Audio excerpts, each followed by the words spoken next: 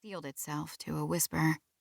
The bruise at my lower back is a faint yellow, barely noticeable, but I tug down my shirt anyway.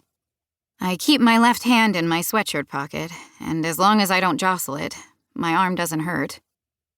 I thought about joining the circus instead, but then I remembered there are plenty of clowns here, I tell her.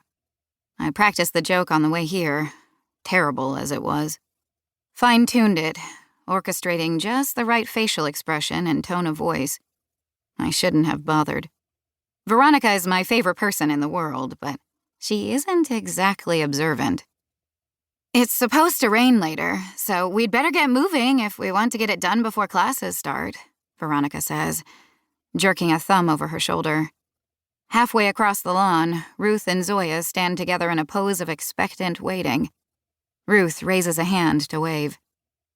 You go on, I tell Veronica. I've got to get my stuff to my room. All the way here, I've had a knot in my stomach. I'm not ready to face Veronica. Or anyone. I can't explain what happened a week ago, or what was happening all summer while she swanned around Tuscany and sent texts complaining about how much her parents were smothering her. Don't be ridiculous. You can leave it here. It's not like anyone's going to steal it, she says with a wrinkled-up nose. Come on. It's senior year. We can't not jump. The taxi driver is finished unloading my suitcases from the trunk. I take a deep breath. I'm here. I've made it to Atwood. All summer, I told myself I just needed to get back here, and everything would be okay. And it is okay. I'm okay.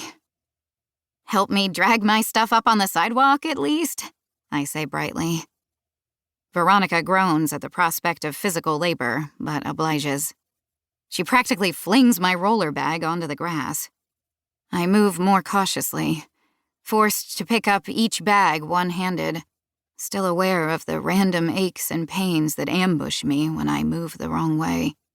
I've barely set the last bag down when Veronica seizes my hand and starts dragging me toward the woods. It's been so boring without you, Eden. Just me and these losers. I resemble that remark, Ruth says. Zoya just offers a tiny finger wave. The two of them are a study in opposites. And it isn't just because Zoya is almost 6 feet tall and the approximate width of an electron, while Ruth is 5'3" and looks like she could flip a steer by its horns. Zoya looks immaculate, as always, wearing a boldly printed top and fitted trousers she made herself under a tunic-length cardigan. She and Veronica are the fashion icons of the group. Meanwhile, when Ruth isn't in her school uniform, she's usually dressed like she is now, in running shorts and a tank.